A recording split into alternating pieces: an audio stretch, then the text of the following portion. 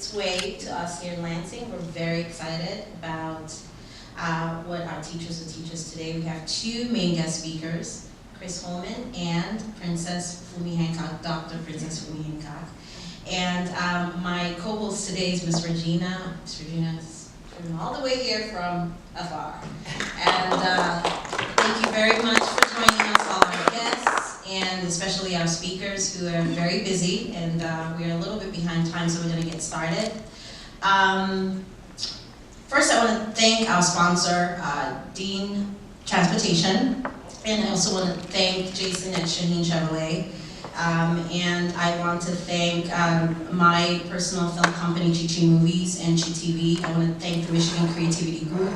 I want to thank the Lansing Community College American Marketing Association. I want to thank our students and our guests.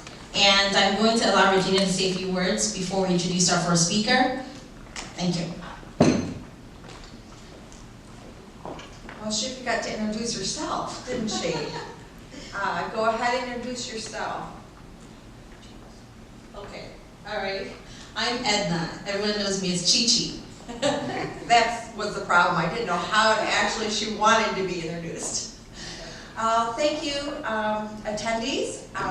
We're bringing this to you because we want it to be a learning experience, and we need a lot of information out there, and we're planning that you take this information with you and apply it and share it with others. So right now we're going to get started, and I ask that you make sure your cell phones are turned off or the volume is turned down, and we will get started. And our first guest, should I introduce our first guest, or would you like to? I would like to introduce him, please. It's an honor to introduce Mr. Chris Holman. He's an amazing man. In fact, I just kept thinking, I need to have him mentor me, but in what aspect of business? Because he's a businessman, he's passionate about the community, he's a great networker, and today he'll be talking to us about networking, because it's important to connect with the right people, or with people, period, to get anything done. So without much further ado, please put your hands together and welcome the one and only, the networking guru, Chris Holman. Thank you, ladies. I appreciate this. And more importantly, I thank you for putting on this webinar and having all these people present. It's always great to talk about entrepreneurship because there's really no format for that. You know, this is not like addressing the employees at IBM who know what's going to happen every day they come to work. This is more like talking about the people who couldn't get a job at IBM, right? Because they're thinkers, they're visionaries, they're people who see the big plan out in the future. They're not necessarily the ones who go through the logistics of making these things happen. And this is what's so exciting about the world we live in with entrepreneurship. We are going to open this a little bit to the crowd because my dad once told me, this really stuck with me, when you're speaking, you're not learning. And you should think about that, because one of the skills that is the most important skill we have and that we pay the least attention to is listening. There's so much that comes out of listening, there's so much that comes out of observing. And I think in the area of entrepreneurship, at least this has been true for me, a lot of my success has been really in identifying market voids, market niches, looking at things and saying, oh, there's a need for this. And can it be done? A, is there a market for it? Is there interest in it? And B, can it be done cost effectively or for a profit? And we're going to use profit as a term, an endearing term here. There was a time when people said, oh, profit, oh, they're making money on this. You know, if you don't have money as kind of an incentive, a lot of the motivation for getting things done really goes away. I remember listening to a futurist once who was talking, and he said, if you think about it, the greatest advancements in the history of mankind came based on avarice. If you don't know what avarice is, it's a form of greed. And it's about making profit. You know, Thomas Edison, he didn't light the park so that everybody could have light and recreate in the evenings. He lit the park so people would understand electricity and buy light bulbs and string wires, right? Great advancement for mankind. Did Thomas Edison make money? Yeah, Thomas Edison made money, and that was part of the motivation. So those are the things we kind of want to go after. My task today is to speak a little bit about networking, which I have to say probably in my area has just incredibly changed, probably 300%, so it's flipped over a couple of times. As far as how it's done and how it's done effectively and what's caused this, well, primarily technology, right? I mean, what was the first announcement here today? Turn off your phones. Anybody go anywhere without their phones? No. Show of hands. Anybody leave it again? You went somewhere without your phone? Get home, get your phone. I don't have a phone. You don't have a phone? No. Okay. Nobody will remember his name because you can't get in contact with him, right? But the point is, technology has given us a window to the world. It's also, in case you haven't noticed, kept us from escaping. Not having a phone is one of those ways of doing it. Going to your place tucked in the woods up north is one of the ways to doing it, especially if you don't have internet, right? But primarily, our world now functions technologically way more than it ever has before. And the technology changes continually, and it's gone from, you know, cell phones that were bigger than your chest to everything happening on your wrist now through your iWatch. So it's been very difficult to see where you're effective. And I will tell you this, as a guy who's in that industry now with the Michigan Business Network, you can give all the numbers you want, but advertising, marketing, the principle is still you have to spend dollars, and some of them are needlessly spent, but you don't know which one. So you still have to go ahead and spend. And the same thing happens electronically, because you can count your hits, you can count your views, you can count the clicks into what you have, whatever you want to count. It's numerically measured and distributed in that direction. What does it mean? It means some of it works, because we don't know exactly what happens and who's clicking and who's not. We found sometimes that we get a fair number of clicks from other countries, from foreign countries, who can't possibly be interested in what we're doing, but they monitor what we're doing so they get a broader perspective of what's happening in the marketplace. So electronics is something that really, and if you don't have the expertise, which I will stand up here and tell you I do not, make sure you get people who do have that expertise, and I've been very fortunate enough to get them on my staff, people who understand it, how it works, etc. And knowing that we're still experimenting. You know, we always say at the Michigan Business Network, we're cutting trail. If you're an entrepreneur, you're probably cutting trail. And if you're not, you're on a road with a lot of other traffic. That means you're in a more competitive circumstance. No blue water there. It means that you're working at probably more of a price-oriented market than you are at a value-added type market. So those are some important things about you know, the marketing electronically. Let me tell you some other things that I firmly believe are true. There is nothing that supplants, nothing that replaces face-to-face. And it's kind of interesting because we do a lot of things at the Michigan Business Network where we send out blasts and we send out to our database announcements, all right? What's the percentage of announcements that come back or are responded to? 1%, 2%. But I can tell you that if we personally call or we personally visit, the close rate, the response rate is much higher and the close rate is much higher. So there's nothing that's ever going to replace that face-to-face. Electronically, no matter how advanced we get, if we get to that stage, believe me, we're going to have colonies on other planets because the personal interaction is going to account for nothing. But those are important things, I think, for you to remember. One of the things that I have found that is crucially positive for moving forward is getting involved, not just in what you do, but the community that you're serving. Now that community may be your town, it may be your state, it may be your country. But getting involved in those areas that are affected by your product or your service is really instrumental. So you've got to get out there and you've actually got to say, hey, not only are we doing our business here, we're helping improve the marketplace. We're doing what we can. Things like speaking here, things like attending here, these types of situations are so enhancing to what you can do.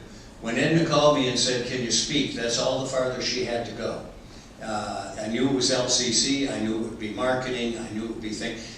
It's in my community. It's helping better my community. I don't think she finished her sentence when I said I could make it. So I think we all need to get out there and do those types of things. So, when you're marketing, when you're networking, there's a couple of things you need to know about your product and your service before you go there. One is, don't make the mistake of having what I've always called a passionpreneurship. I had a lady once, because I do, like many of you in the room here, I do a lot of mentoring. I do a fair amount of counseling for startups and even people who have been in business and plateaued and aren't sure why. But I had a woman come to me once that said she wanted to start a quilt shop. And it was really based on the fact that she loved quilts and that she remembered as a youth being bundled in a quilt, and it was so security driven, and she wanted everybody to experience that. And so we talked through a few things, and quite frankly, I said, you know, you're only going to grow so big because you want to make these quilts by hand, and your capacity to grow is only going to be based on the number of people. And unfortunately she did. She hired a few people, they made a bunch of quilts, and someone somewhere has a closet full of quilts right now. And the point of that is, in your networking, do your market research. Make darn sure that you know there's a market for what you're going to do. And the other lesson there for me was, when you get to a certain point, you need to kind of back off. You need to look at the reality of the thing and say, this is going beyond the logic. Don't spend much more time here. Another phrase my dad always had is, you can bend over to help someone, but not to the point where you hurt your own back. And it's true, because if you hurt your own back, then you can't help the next person that comes along. So you've got to be pragmatic in looking at those things. Don't get caught up in passionpreneurships. Make sure that what you have has an audience. So do your market research ahead of time. I have a great lesson for this in a business publication that I owned for 26 years. When I started, I talked to 47 of 50 community leaders, a list that I'd been given by the director of the chamber at that time, and spent time with them and really talked to them before I ever started this magazine. It was interesting because a big part of it was pre-marketing. So when you're in there talking to people and saying, I'm thinking of doing this magazine, it's a business magazine, da da da da, what do you think? It's great, timing couldn't be better, this is a great thing. Well, that's nice, and that's the same type of stuff that your grandparents tell you. You're really doing good here, right? At that point, the next question was, so would you support it? And to what extent, right? So that's the pre-marketing part. That's the networking part that can be monetized. That's the part where you can say, okay, now I've got something going. Now I know where the profit might be, or at least the revenue, and we'll get to the profit later. And it was a smashing success. That was one of the best things I ever did. I don't think that we had 30 days that we didn't make money in 26 years. So it was very good. And it also, that's the way the market says to you, we needed this. If they support it, then they say, we needed this. And that was the best feeling of all. The other thing is to get involved in not just causes, but events. Get to events. Get to know people. And do this with your staff. If you get to a point where you've got people working for you. You know, there's nothing more disheartening for me than to go somewhere and see a company all sitting at the same table. I mean, think about that. That's like saying, go to the family reunion, but don't talk to anybody about your spouse, right? How are you going to learn? How are you going to introduce your product, your service, et cetera, et cetera? You know, one of my friends, long ago taught me this, and they were one of those people who just went up to people and said, hey, my name is so-and-so, what do you do? And at first I thought, wait, that's like kind of rude. And then I realized that people were reacting, because why? You get to listen, which is one of your most important skills, and they get to do what they like most, which is tell you about them. And that's not a bad quality, by the way. I'm not saying that that's a negative thing, but that gives them an opportunity to share. Well, all of a sudden, you kind of bond a little more quickly than if you're kind of like light chatter in a group, right? And certainly way more than if you're all sitting at the same desk. So the personal networking piece, you have to do that. When you go to events, go out and do that. When you're speaking, I think it's important to know the audience. This is a very important audience because we're looking at people who are thinking of starting businesses. Well, what are the ramifications of that? They start businesses, they get product out there, they get improvement, they get value added, and they hire people. And if they hire people, that helps all of us economically, right? Because that's one of our biggest challenges right now is rebuilding kind of our middle class, kind of the people who were working class folks, and a lot of their jobs have gone away. So entrepreneurship is extremely important. It does feed it. There was a time when I said if I run into one more politician who says small business is the engine, the economic engine of the state, you know, it's so true. Everybody ascribes to it. Not everybody votes for it, but everybody ascribes to it, and it really is true. So it's a very important circumstance. So we got about 10 minutes left here, and I'd rather open it a little bit to the crowd because, again, I kind of came here to learn, and we're very fortunate to have some really good people in this audience. And as a matter of fact, a group right here, you guys just yell out as loud as you can who you are, because what these guys started in DeWitt and now has gone, what, are you international yet? Not yet, but we're getting there. Okay. This event's helping us to do that, so we appreciate that. Excellent, excellent. It's a 10-year anniversary. It's what? 10-year anniversary this year. Oh, you're kidding. Oh my goodness, that's tremendous. Tell everybody a little bit about your group, because this is really fascinating stuff. We started in 2008 in the midst of the Great Recession, and it was a way to try to think about how we could better utilize high school talent to plug into the community and try to help the community, whether that be assisting startups, whether that be getting involved with projects with government, nonprofits, colleges and universities, to spread the gospel, if you will, of entrepreneurship, but also social entrepreneurship. That it's not just about necessarily starting a business, but it's also about what can we do to make a climate that's more friendly to people taking risks and really doing positive things to build a greater awareness of that. And we've formed many partnerships. I think now we've done over 300 projects with many students during the 10 years. We have a podcast show on the Michigan Business Network, which we're truly appreciative of. Yay!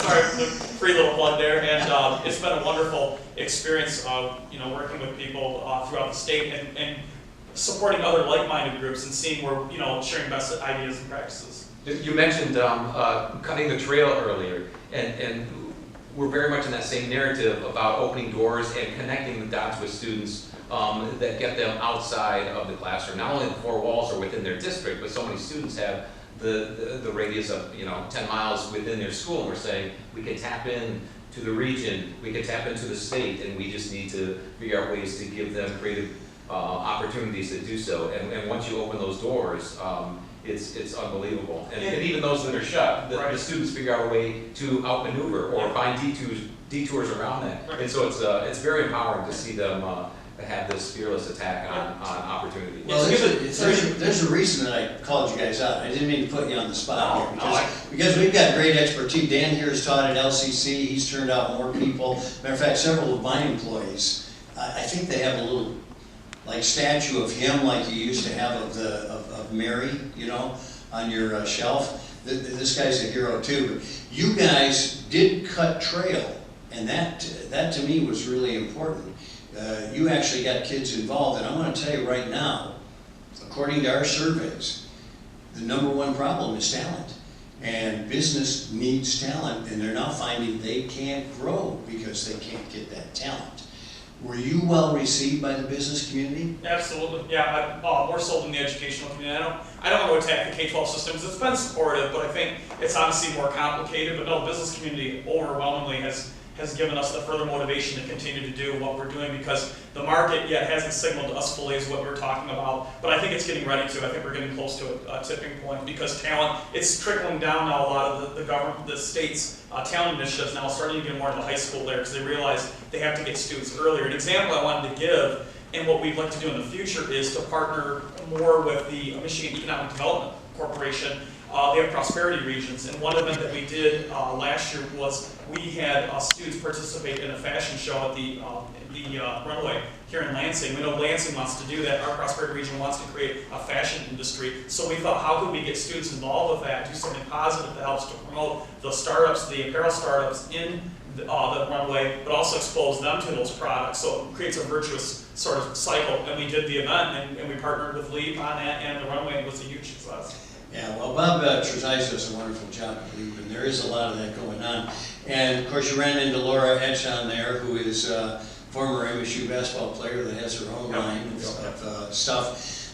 Tremendous stuff. I mean, it really is, and that's kind of where we need to go. I remember being at the Henry Ford, probably now it's about 6 years ago, and it was introducing the M² program, which is kind of patterned after the German method of education funneling kids to jobs. So it was companies that came in and adopted kids that were juniors in high school, and part of their curriculum was working a day a week in that plant. And so by the time you were a senior, now you were working 2 days a week in that plant, and you understood the plant and they understood you. So maybe the cultures matched up as well. And this was a great little segue into, here's your full-time employment. And if you want to go on in the trades, we'll pay for that. If you want to get your 4-year degree, we'll pay for that while you're here, right? And so these kinds of programs are really, really important. And there's nothing like internships and that sort of thing to get these kids into. Now, last question for you, because we're running out of time here. How did the kids respond to this? Now all of a sudden you're saying, you know, one of the keys here is the business community. Did they buy that? Oh yeah, glue. Like glue. They love it. They love going to events that normally they wouldn't have the opportunity to attend, and they're networking with business professionals. They're finding opportunities where. What was that word? Networking. Networking. Yeah. And no, it makes them feel more important. I think the business professionals get excited too, because they get around these young people that have these fresh ideas, this energy, and then it helps to connect some of the talent pipelines between some of the different clusters in our area, so they can get more directly to the high school students and show them what they have to offer, and to try to get them to stay in the area and pursue a related career. So oftentimes the students are hearing information about the achievement gap. And as soon as they're introduced to this exposure gap, or the generation gap, or this courage gap, then they're saying, wait, there's something else out there just besides the academic gap. And if they have exposure, and if they are empowered to express this courage, and if they're understanding that there's more stakeholders out there that are invested in them, they become more empowered, they feel like they are fearless, they can do anything, and thus that trickles down to their academic achievement. Thus they end up asking more questions, they diversify themselves more, like you spoke of earlier, as far as the tables and then it's endless, and then you just cannot put the toothpaste back in the tube. This sounds like a really crazy world you live in, right? Oh, but it's great though. But isn't that the beauty of it? Yeah. It's interesting because I not only was a dean at this wonderful community college for a number of years, but I also was an adjunct at MSU. And one of the things I found, and Dan, get ready because I'm coming to you for comment, was the way the audience had changed, the audience being the students. And I found during that period something that was instrumental to me in my success. And that was that nobody in the audience watched the 6 o'clock news, nobody read the newspaper, and nobody listened to their news on the radio. They got absolutely everything off the internet. All right, so positive or negative, it means their mode of communication was the internet.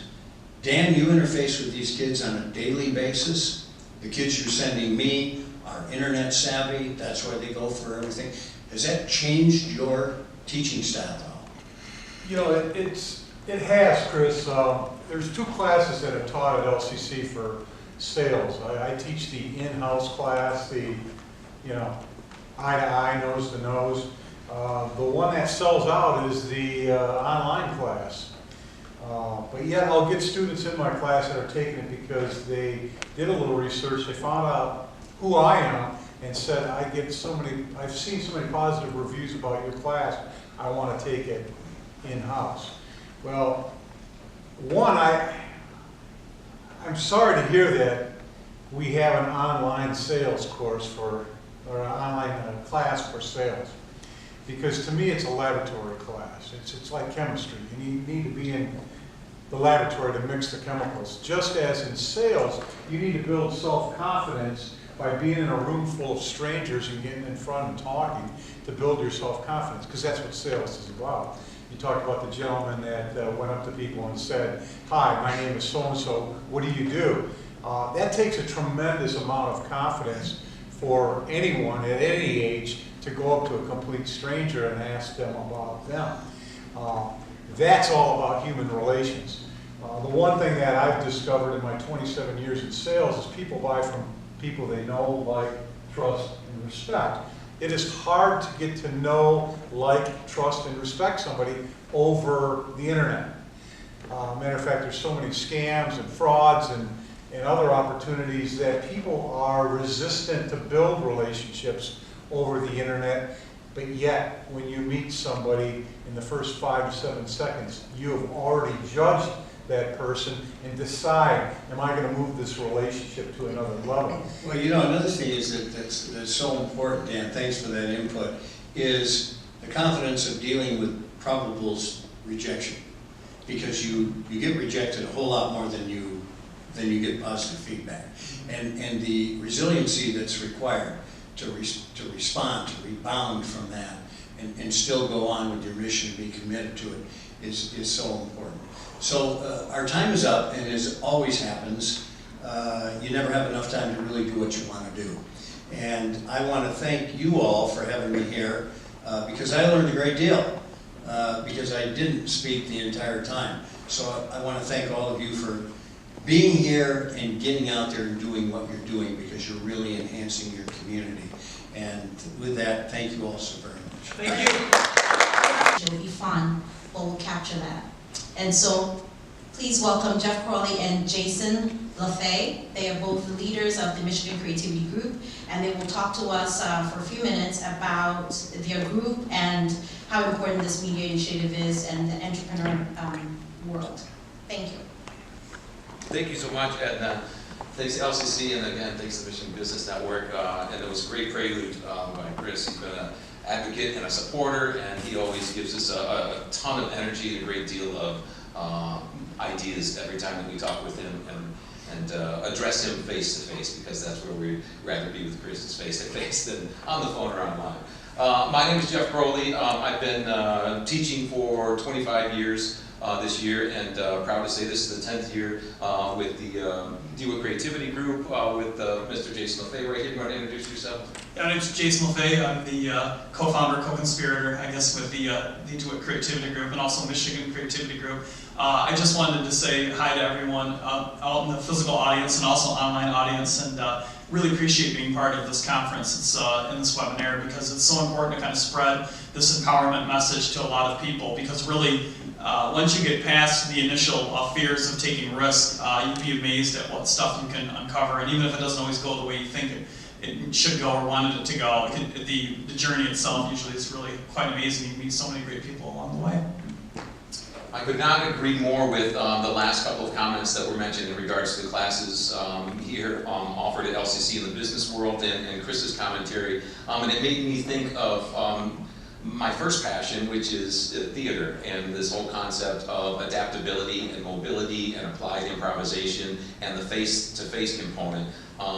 And the longer I'm doing this with Jason and networking and trying to strengthen our support networks and trying to provide opportunities for students, it's really comforting to know that some of those skills that people maybe at the beginning did not quite understand are understanding that it's becoming more mainstream in regards to getting ahead in this notion of I've got your back, or enhancing stakeholders, and this concept of what we're titling the soft skills, and oftentimes in education, those are overlooked, maybe due to time and the clock on the wall that becomes the enemy, maybe it's due to data-driven responsibilities, but this concept of having those soft skills are never more important than they are today, because you do have the technology temptations and the stimulus that are out there. So it was really nice and refreshing to hear you folks talk about the importance of that, and it's a blessing to know that that apparently still remains at the forefront, and it's nice to know that that's where the students are headed, and it's something that we've always been advocates for, this concept of adaptability and the ability to improvise, and it's been really refreshing. Do you want to talk about the DEWA Creativity Group and maybe the transition into the Michigan Creativity Group? Absolutely. I'd love to do that. Just for a brief history of the DEWA Creativity Group, started in 2008. So we had, as was mentioned before, we are celebrating our 10th anniversary.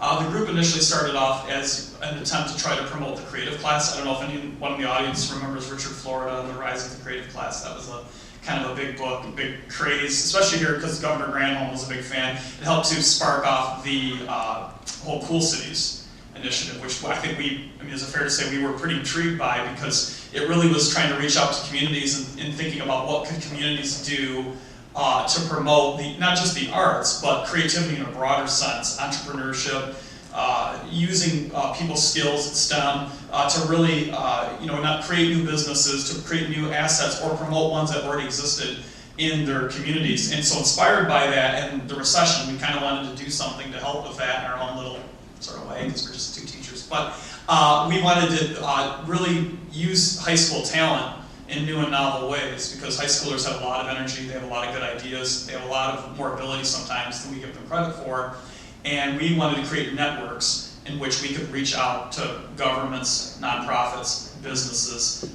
colleges and universities, and provide them with those opportunities and experiences. They can be as simple as taking students to business events, regional economic development showcases, things that they're never invited to, and not that people don't want them there, it's just it's not something they're typically at. And we were trying to the middleman, if you will, to help open those opportunities. But we also have opened a lot of opportunities for them to collaborate on projects, and many of them we've done with them. I'll give you, there's a wide range of examples. One of the most prominent ones we did is, well, or at least one of them, would be we got a free windmill for our high school at no cost for our district. We had students involved with creating a campaign to work with the Great Lakes Renewable Energy Association to basically bring the windmill to our school. Students were able to meet with John Sarver at the time, who was the president of the Great Lakes Renewable Energy Association. They had connections with a company that had a wind turbine and other equipment, and they basically, through the efforts of the students, they donated it to our district. And now it's installed. It's not fully operational yet. There's something to do with the wiring, but nonetheless, when it does get wired up, it's a huge asset to our district. Another similar initiative is we brought the Michigan Energy Fair, which used to be up north, Ludington, Manistee, Traverse City. For 3 years, we brought it down to Lansing, working with the Greater Lansing Visitors and Convention Bureau. We had our students, again, work with the Great Lakes Renewable Energy Association and the Greater Lansing Visitors and Convention Bureau to bring that event to Lansing. It brought a lot of money and stimulus into Mason, in particular, County Fairground, but also the broader Lansing area. We've done just a whole myriad of these types of projects, and it's because we reach out and connect with businesses and nonprofits. We subscribe to their email list. We know about events that are coming, and we reach out and contact them and say, hey, can we bring some students here? Or if we see them working on an initiative that we think there's a fit for some of our students based on their interests, or something that we think needs to be addressed, especially in the Lansing area, we'll take our students to the events or say, hey, do you want to do this? Because remember, GPAs are going up, which is a good thing. SAT scores are going up, which is a good thing. But if you have such a pool of successful high school students, what's going to separate them from their other students trying to get into highly competitive universities? It's the projects they do on their college applications and their resumes. If a college admissions officer has 2 students that are roughly equal in terms of GPA, SAT score, they see that one student has done a project where they help bring a free windmill to their high school, where they help bring an event from up north down to the Lansing area, and it's brought in a lot of exposure to the area, money, etc. you're going to notice that about that student, and you're going to say, wait, what about this? And there's just so many examples of those, and we can provide actual sample resumes of our students, but it's providing those opportunities. And now what we'd like to do with the Michigan Creativity Group is take this and try to teach other teachers how to do this. It's not hard. I know it sounds very vast, but it's really not. We can do it, teach them step by step, and it's a way to get this idea more in the schools, because the kids are ready for it.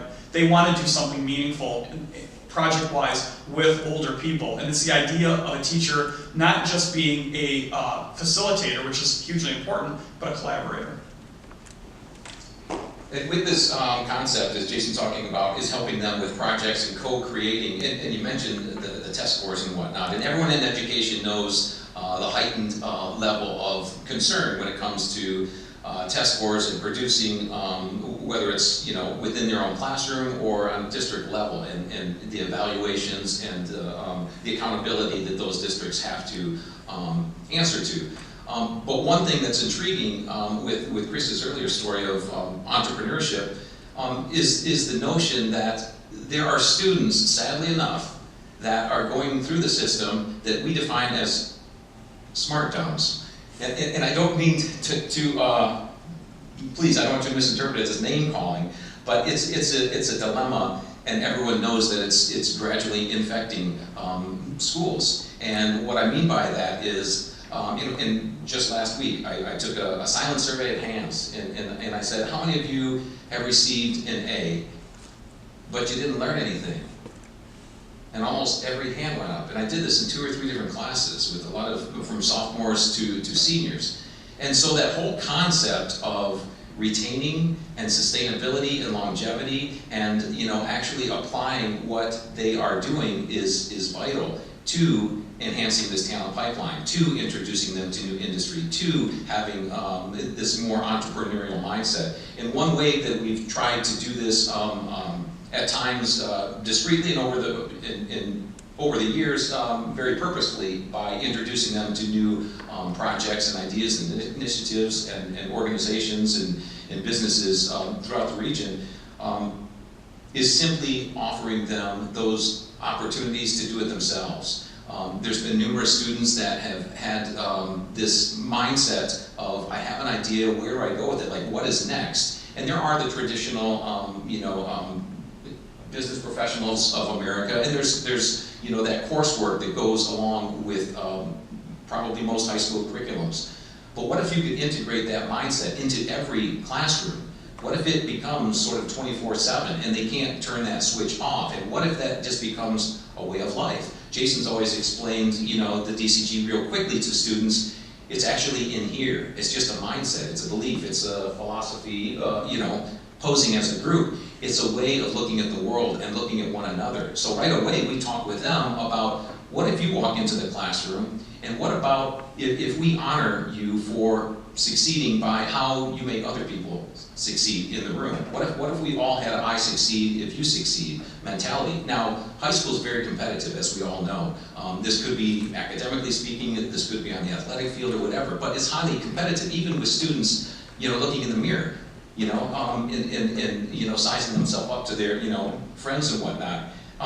But if you take that, equation and you say, let's get rid of that, let's all succeed, there's a new sensitivity that is on the rise, and you can see that they're longing for it and that they're hungry for this notion of, I want to produce something with an authentic audience, I want it to be real, I want to apply my learning, because it saddens us when the answer is, I'm learning this because it's on the test, and the test equates to a number, and the number equates to myself, and we really want to teach students teaching the content, and we're saying right off the bat, we put you first. The school doesn't exist if you're not here.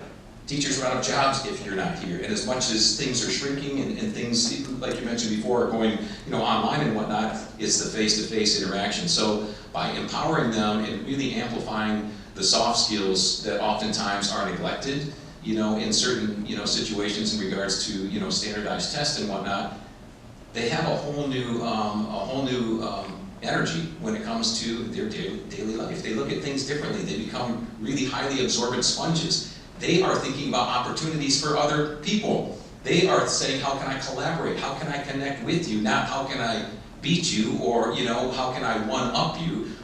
But rather, they're more complimentary. They're more empathetic. They embrace risk-taking. They embrace failure and saying, this is what I'm learning.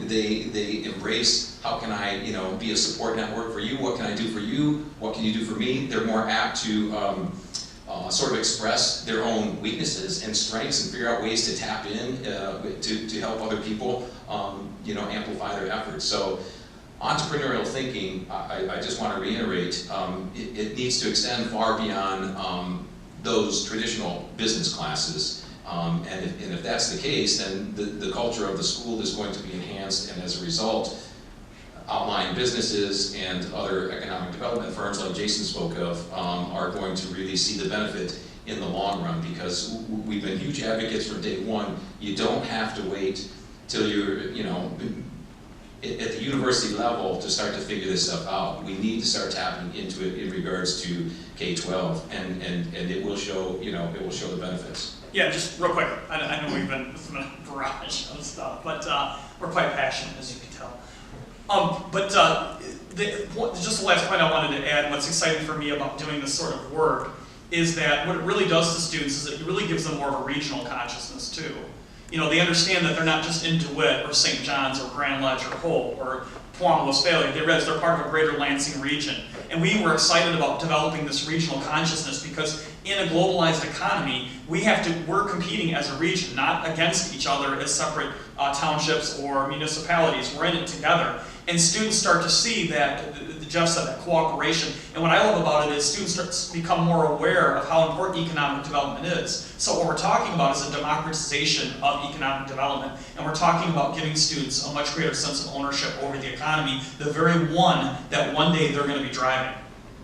And with that, we had this as sort of a theme of a couple of our Creative Educator Summits, but this notion that everyone's an educator.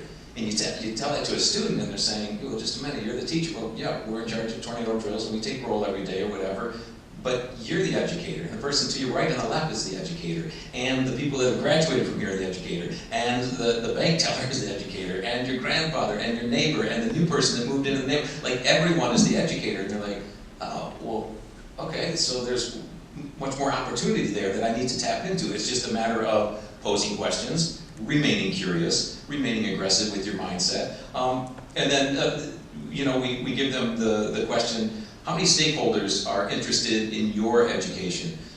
Jason mentioned collaboration and that concept of cooperating. And a lot of students will say 2 or 3, 4, 5 if they're lucky.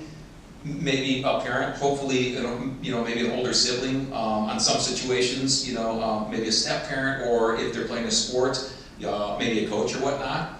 But what we say we're offering to do with the creativity group is now you have multiple stakeholders, because these business owners are invested in your education. Now we're taking you and introducing you to other folks. And for 10 years, everybody has said, how can I help? What do we need to do? Yes, this is where we need to go. And so now you have students that walk into school every single day and say, I have thousands of people in my network. I have tons of people that care about what I'm doing. So it takes on a new mindset as they begin to attack those tasks, whether traditional or very, very innovative. But they're understanding that there's more people out there that are invested in their education. They're not just answering to an eligibility checklist or a hovering parent or their friend at their lunch table or whatever, but they're saying there's many more people that care about my success and developing my talent. And so that's sort of a mindset that it takes some getting used to for those students, but once they do get used to it, they're much more embracing to anything, from being culturally competent to understanding the business world to this concept of education as economic development. And we want to merge those two. That's why we launched the Michigan Creativity Group about 3 years ago now, with that notion of saying, let's tap into the schools and let's have those folks help drive economic development. And Chris mentioned earlier, how did the business community get it? From day one, they said, yes, absolutely. And everyone said, by all means, how can we help? Or come to this event, or bring students to this conference. And they're like, there they are again with some students. They're, you know, so it's been a fun adventure, and hopefully that it gave you a bit of insight and understanding about the DeWitt and the Michigan Creativity Group, and the stories go on for many, many, many days. But I guess we're going to wrap it up here. If you have other questions, we want to open it up for questions, or how we doing? I do. You probably black too. Yeah. Someone has a question? Yeah. Sure. I know I'm one of the hosts, but I'm really interested in what you are doing. Classroom knowledge is great for algorithms, things of that nature, knowing where the trends and focus groups are. And I really love the fact that you're reminding them that, coming from the mindset, success is raising people up, not blocking people and putting them down. And if we go on the concept that everything's put on this earth to solve a problem, then that puts that encouragement back in there. And as an entrepreneur, I look at it like a football coach. When they go out and they're looking for that star athlete, they go through thousands of applications, and then they narrow those numbers down. And when you take on being an entrepreneur, that's exactly what you go through. The rejection is there. You're going to get rejection, rejection, rejection. You're going to find your numbers to fit into your algorithms to know what you've got to do to become a success. So I really like that we're bringing this to our more high school. Is this correct? Yes, high school, yes. Yeah. And we all know, the question I had for you though is, what do you find as teachers?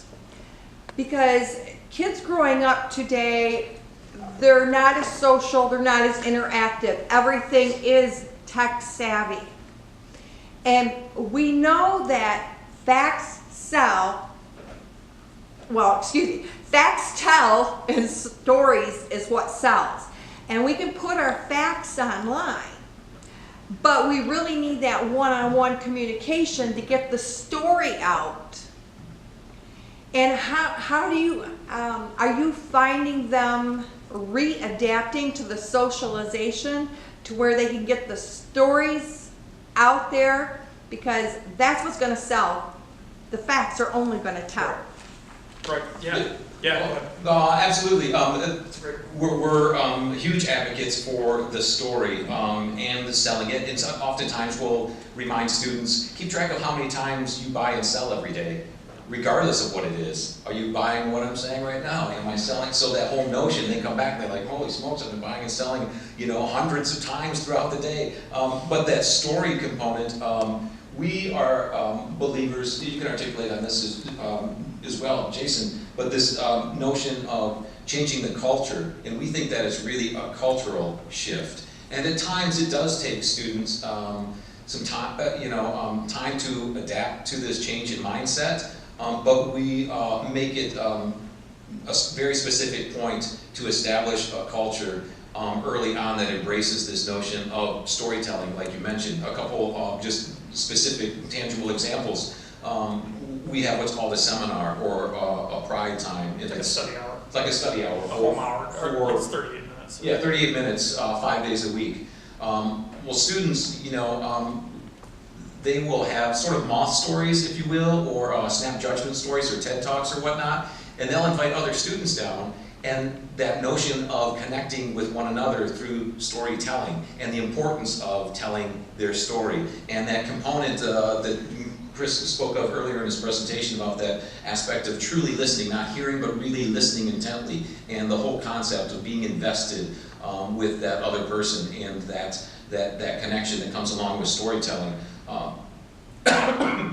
Excuse me, that's been a major role, and I don't know. It's also the narrative. It's the narrative. The narrative. This is a story. A narrative is a story, obviously a story, but I feel it's just a simple shift in consciousness that Jeff talked about, where we're always telling students what can they do. How we need them to help save Michigan. We need their talent. We need them to be able to do something, and that nobody is like everyone can contribute to that. And if they feel like they're valuable, they have something to offer, if you engage them more on an equal level, they'll respond to that. Right there, that's shifting the narrative. Suddenly, they feel more valuable. They don't feel like they're in a holding tank.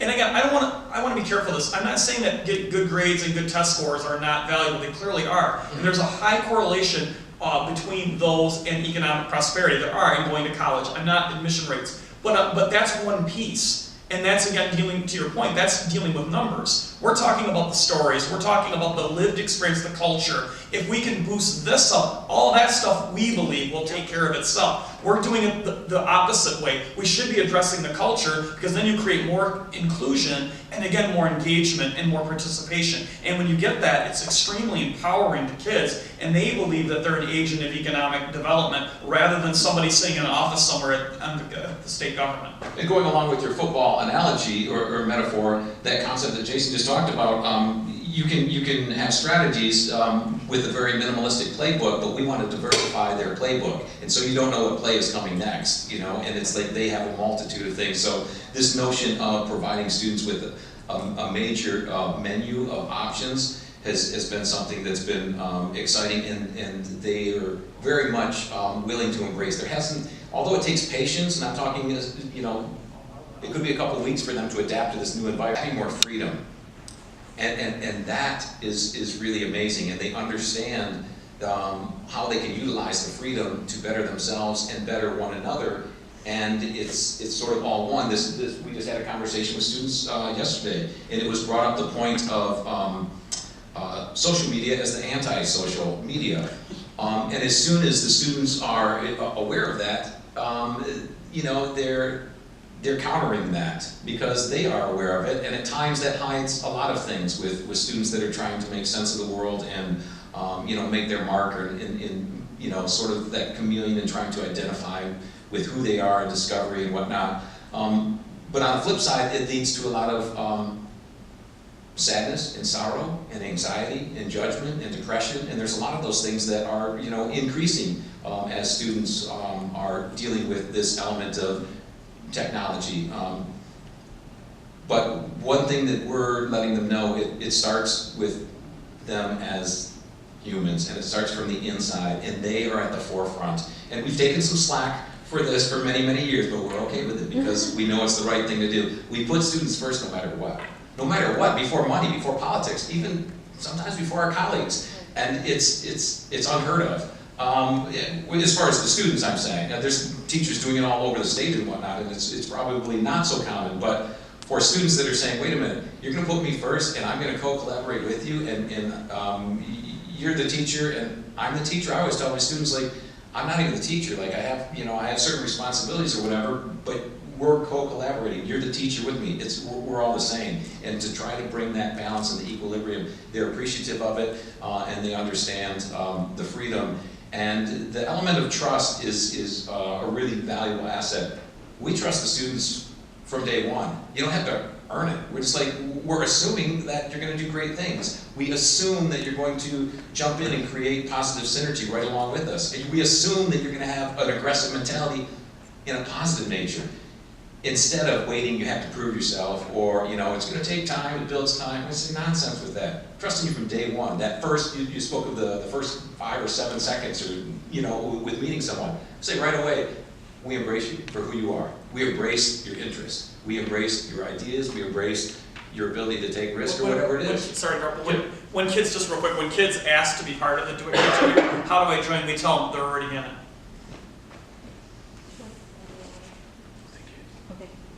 Thank you very much for listening to us, and we appreciate the opportunity that you give us.